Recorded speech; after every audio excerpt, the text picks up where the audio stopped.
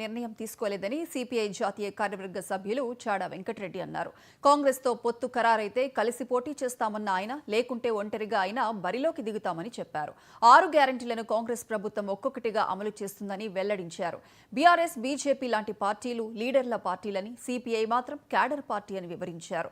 కార్యకర్తల మనోభావాలు దెబ్బతీసేలా పొత్తులు ఉండవని, కార్యకర్తల మనోభావాల మేరకే ముందుకు సాగుతామంటున్న జాతీయ సిపిఐ కార్యవర్గ సభ్యులు చాడా వెంకటరెడ్డితో మా ప్రతినిధి ప్రవీణ్ ఫేస్ టు ఫేస్.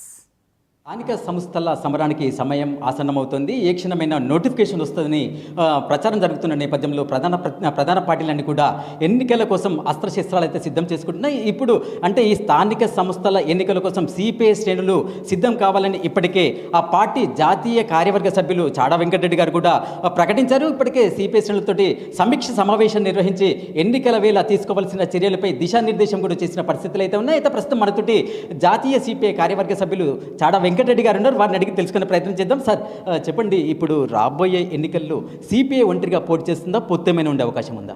ఇప్పుడు ఎట్లుంటుందంటే, కమ్యూనిస్ట్ పార్టీ నిరంతరం ప్రజల మధ్య ఉండి ప్రజా పోరాటాలు నిర్వహించే పార్టీ.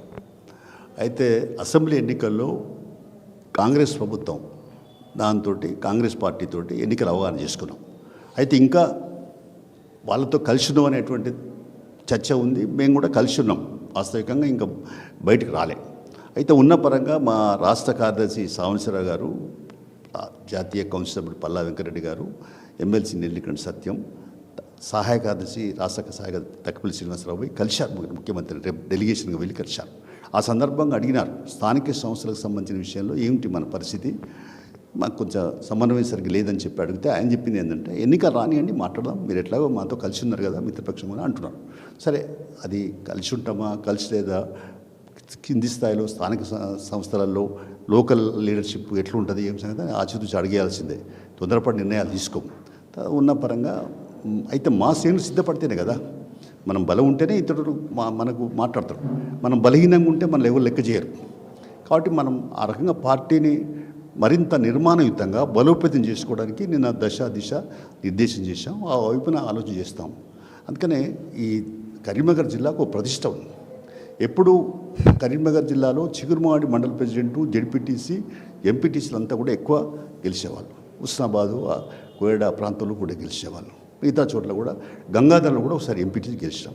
వాటి ఇప్పుడున్న పరంగా కొంత ఎక్సర్సైజ్ చేసి, ఇప్పుడు జిల్లా సెక్రటరీగా కొత్తగా పంజాల శ్రీనివాస్ ఎన్నికైండు. ఆయన కూడా కొంచెం ఉత్సాహంగా తిరిగి పనిచేస్తున్నారు. కాబట్టి ఆ ప్రయత్నాల్లో దిశ చేసి రేపు అన్ని సమావేశాలు పెట్టుకోమన్నాం, చర్చించుకోమన్నాం, సమన్వయం చేసుకోమన్నాం, రిజర్వేషన్ ఏవైతే చూడమన్నాం. ఆ తర్వాత మొదలు స్టడీ చేయాలి, స్ట్రగుల్ చేయాలి. కాబట్టి స్టడీ చేయమన్నాం, ఆ తర్వాత స్ట్రగుల్ చేస్తాం. స్థానిక సంస్థల ఎన్నికలు తప్పనిసరిగా అవి భూమిక కాబట్టి తప్పనిసరిగా దానిలో పోటీ చేయడానికి మా పార్టీ సిద్ధంగా ఉంది. ఒక ఎన్నికల్లో పొత్తు ఉంటుంది, ఓకే, ఇచ్చిపుచ్చుకునే ధోరణిలో ఉండాలి పొత్తు కూడా. మేము ఇచ్చేటోళ్ళం మీరు తీసుకుంటారంటే అది కూడా కుదరదు.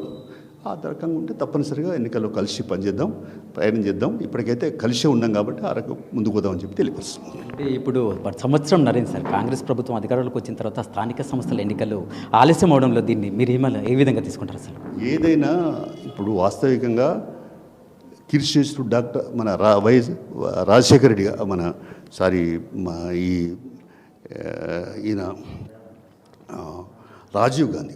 రాజీవ్ గాంధీ గారు 92లోనే 73, 74 రాజ్యాంగ సవరణ తెచ్చి అసలు స్థానిక సంస్థలకు ఒక్కొక్కసారి 8 ఏళ్ళు 10 ఏళ్ళ దాకా ఎన్నికలు జరపలేదు. హక్కులు హరించబడతా ఉన్నాయి. దానికి డబ్బులు కూడా మేము కేంద్రం నుంచి విడుదల చేసినా కింది స్థాయి గ్రామాలకు పోతలేవు అని చెప్పి అప్పుడు ఏం చేసింటే 73, 74 రాజ్యాంగ సవరణ తీసుకొచ్చి దానికి స్థానిక సంస్థలకు సంబంధించి ప్రత్యేక ఒక ఫైనాన్స్ కమిషన్ ఏర్పాటు చేసి విధులు నిర్వహించారు. స్థానిక సంస్థల పంచాయతీరాజ్ సంబంధించి 29 అంశాలు, అదే పట్టణానికి సంబంధించి వీటికి 18 అంశాలను ఆయన గుర్తించి ఆ డిపార్ట్మెంట్లను వాళ్ళ కంట్రోల్ పనిచేయాలని చెప్పాడు. నాణ్యత ప్రమాణాలు పాటించలేదు, వాటిపైన చర్యలు చేపట్టాలని చెప్పాం. ఆయన సానుకూలంగా స్పందించాడు. తప్పనిసరి విజిలెన్స్ ఎంక్వైరీ జరుగుతుందని ఆశావాదం వ్యక్తం చేస్తాం. అంటే సార్ ఇప్పుడు చివరి క్వశ్చన్ సార్, అంటే ఇప్పుడు పొత్తులో చెప్పేసి పోటీలు అంటున్నారు, దీంతో కార్యకర్తలు నైరాశ్యం నెలకొనేదని ఒక మాట వినిపిస్తుంది. దీన్ని ఎలా ముందుకు తీసుకెళ్తారు? ఇప్పుడు మేము చెప్పేది అవుతుందో, కార్యకర్తల మనోభావాలు దెబ్బతీసే పద్ధతులలో పొత్తులు ఉండవు. అయితే కార్యకర్తల్లో ఉత్సాహం నింపే ప్రయత్నమే చేస్తాం. కమ్యూనిస్ట్ పార్టీ క్యాడర్ పార్టీ, లీడర్ల పార్టీ కాదు. కాంగ్రెస్ మిగతా పార్టీలకును కమ్యూనిస్ట్ పార్టీ తేడా ఏంటంటే ఇది క్యాడర్ పార్టీ కాబట్టి క్యాడర్ని కాపాడుకుంటేనే పార్టీ బతుకుతుందని చెప్పి మాకున్న అభిప్రాయం. అంటే ఇప్పుడు కాంగ్రెస్ పార్టీ 6 గ్యారెంటీలు ఇప్పటివరకు అమలైందని వారు చెప్తున్నారు. సిపిఐ ఏమంటుంది దాని గురించి? కొన్ని అమలు అవుతున్నాయి, ఇంకా ఇచ్చిన కొన్ని అమలు అవుతలేవు. అమలు కావాలని అడుగుతున్నాం. మెల్లమెల్లగా స్టెప్స్ చేస్తున్నారు. 7 లక్షల కోట్ల అప్పు ఉందని చెప్తున్నారు. కాబట్టి వింటున్నాం. సంవత్సరంన్నర అయిపోయింది.